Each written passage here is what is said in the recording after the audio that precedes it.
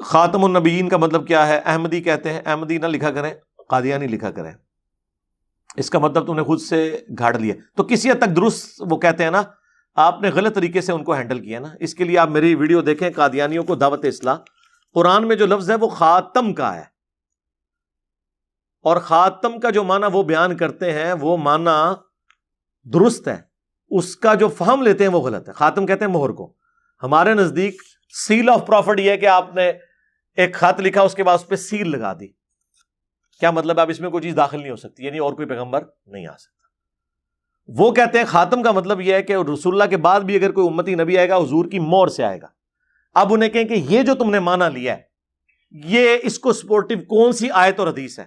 آیتیں تو کوئی نہیں ہے، حدیثیں بھی ان کے خلاف ہیں.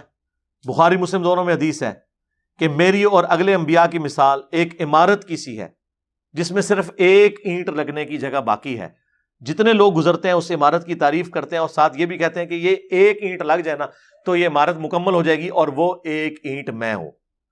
اور جب ایک اینٹ کی جگہ باقی ہے تو غلام احمد قادیانی دجال کس طرح دعوی نبوت کر سکتا ہے؟ جگہ ہی ایک اینٹ کی ہے. اور مجھے بتائیں، اگر وہ کہتا ہے کہ ہم امتی نبی کا دعویٰ کر رہے ہیں تو اس امت میں اگر کوئی شخص امتی نبی بننے کا حقدار تھا تو مولا علی تھے.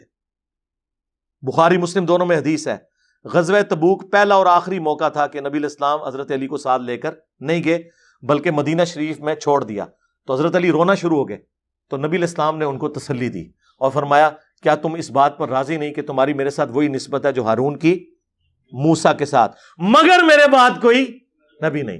تو اسی لیے پہ میں بولتا ہوں کہ اگر مولا علی نبی نہیں ہے، حالانکہ ان کی نسبت ہارون اور موسیٰ والی ہے، قرآن میں یہ جو دو نسبتیں آئی ہیں دونوں پیغمبر تھے. حضرت موسیٰ کے لیے سپورٹو پیغمبر کون تھے؟ ہارون علیہ السلام، ان دونوں پر اللہ کی سلامتی ہو. نبی علیہ السلام کے لیے سپورٹ کے طور پر مولا علی تھے اسی نسبت میں. تو پیغمبر بھی ہوتے اگر ختم نبوت نہ ہوئی ہوتی. اور حضور نے ساتھ کہہ دیا مگر میرے بعد کوئی نبی نہیں. تو سرکار اگر مولا علی نبی نہیں ہے نا، امتی نبی بھی نہیں ہے، تو غلام احمد قادیانی دجال تو شاہی کوئی نہیں. یہ جو مولا علی کی شان میں حدیث جو بخاری اور مسلم دونوں میں موجود ہے، اور امام بخاری امام مسلم نے حضرت علی کی شان میں پہلی حدیث ہی یہی لی ہے. مجھ سے اگر کوئی پوچھے نا کہ اس پلانٹ ارتھ پہ حضرت علی کی شان میں نمبر 1 حدیث کون سی ہے، تو یہی ہے کہ علی کی میرے ساتھ وہی نسبت ہے جو ہارون کی موسیٰ کے ساتھ، مگر میرے بعد کوئی نبی نہیں. وہ من کن تو مولا بعد والی چیز ہے، یہ اصل ہے. سب سے بڑی حدیث یہ والی ہے. علی سے محبت نہیں رکھے گا مگر مومن، علی سے بغض نہیں رکھے گا مگر منافق، یہ بھی بعد میں ہے. پہلے نمبر پہ اگر کوئی حدیث ہے نا تو یہی ہے کہ جس طرح ہارون اور موسیٰ تھے اس طرح میرے لیے مولا علی ہے مگر کوئی نبی نہیں.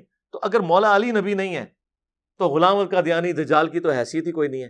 آپ دیکھیں قرآن و سنت کے جو محکم دلائل ہیں وہ اتنے مضبوط ہیں، ان دلائل سے تمام گمراہ فرقوں کا رد ہو رہا ہوتا ہے.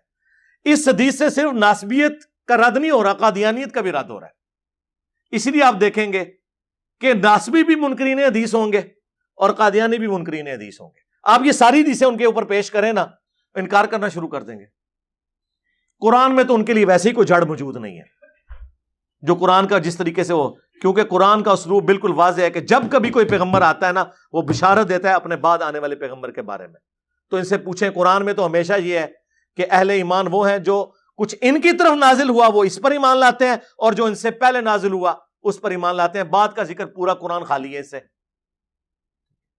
اور پھر وہ جو آیت ہے ما کان محمد ابا احد من رجالکم ولکن رسول اللہ وخاتم النبیین، یہ بالکل واضح ہے. محمد تم مردوں میں کسی کے باپ نہیں ہے بلکہ وہ تو خاتم النبیین ہیں، اللہ کے پیغمبر ہیں، اللہ کے رسول ہیں. یہ دونوں باتوں کو اللہ نے کیوں جوڑا ہے؟ اس لیے کہ نبی علیہ السلام کی نسل میں کوئی اب آپ کی جو حقیقت بیگوٹن سن جو ہے نا آپ کا، وہ کوئی مرد کے لیول تک نہیں پہنچے گا، بچپن میں ہی فوت ہو جائے گا. کیونکہ یہ پھر تقاضا تھا کہ اگر ابراہیم کا بیٹا پیغمبر ہے نا تو نبی علیہ السلام کا اپنا بیٹا بھی پیغمبر بنتا. تو اللہ نے کیا فرمایا؟ محمد تم مردوں میں سے کسی کے باپ نہیں، ان کا کوئی بچہ بھی مرد نہیں بنے گا. کیوں؟ ولاکن رسول اللہ و خاتم النبیین، چونکہ وہ رسول اور خاتم النبیین ہے، اس کا تقاضا یہ ہے۔ اور یہ جو میں تشریح کر رہا ہوں نا، یہ بخاری میں موجود ہے۔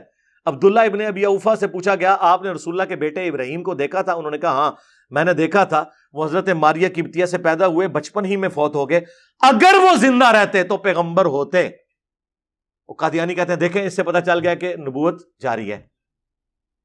ہم کہتے ہیں آگے بھی پڑھو، آگے لکھا ہے عبداللہ ابن ابی اوفا کہتے ہیں چونکہ رسول اللہ آخری نبی ہیں اس وجہ سے وہ بچپن ہی میں فوت ہو گئے، یعنی حضور کے بچوں کا بچپن میں فوت ہو جانا اس بات کی دلیل ہے کہ حضور کے بعد اب کسی نے پیغمبر نہیں آنا،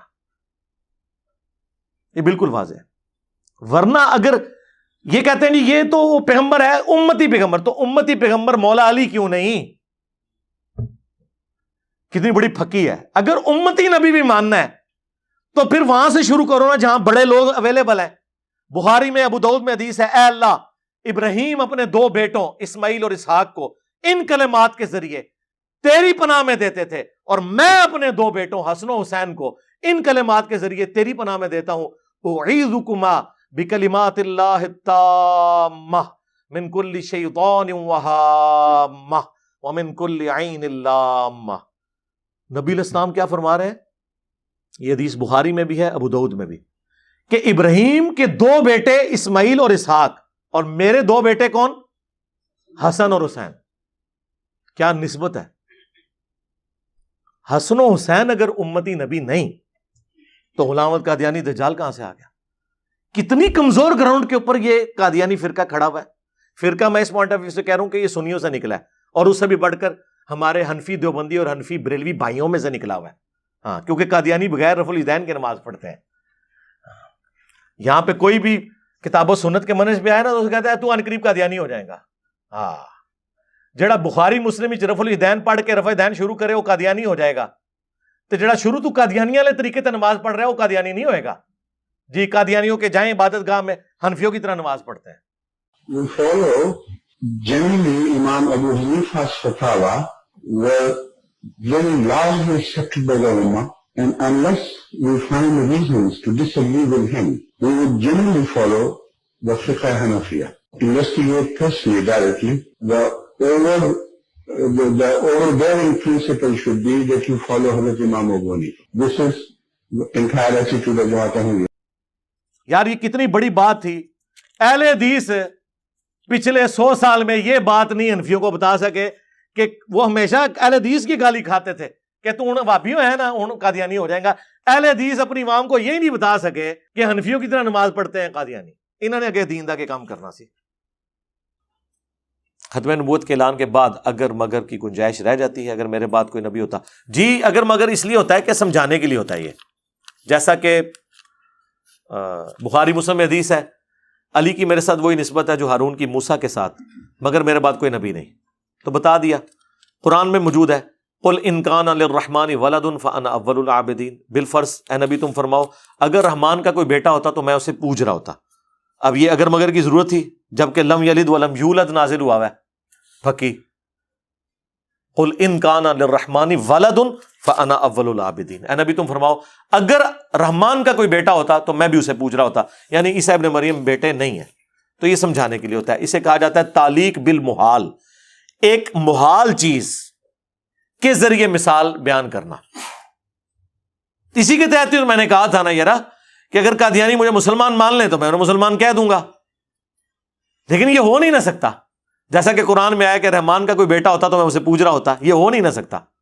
اور یہ بات اس لیے کی جاتی ہے کہ جو ہمیں غلام احمد قادیانی کو دجال کہتے ہوئے بھی کہے کہ ہم مسلمان ہیں تو اس کا مطلب ہے کہ وہ ہماری بات کے ساتھ ایگری کر رہا ہے کہ اس کا جو کلیم کیا ہوا شخص ہے وہ واقعی دجال ہے، کیونکہ نبی کا انکار کرنے والا کوئی مسلمان نہیں ہو سکتا۔ اسے تعلیق بالمحال کہا جاتا ہے، اور یہ ہمیشہ سے تعلیق بالمحال کے ذریعے سمجھانے کا سلسلہ قرآن میں، احادیث میں، فقہا کی کتابوں میں رہا ہے، لیکن صرف اس لیے کہ ان کے ناموں کے ساتھ انجینئر نہیں آتا تھا وہ بچ گئے۔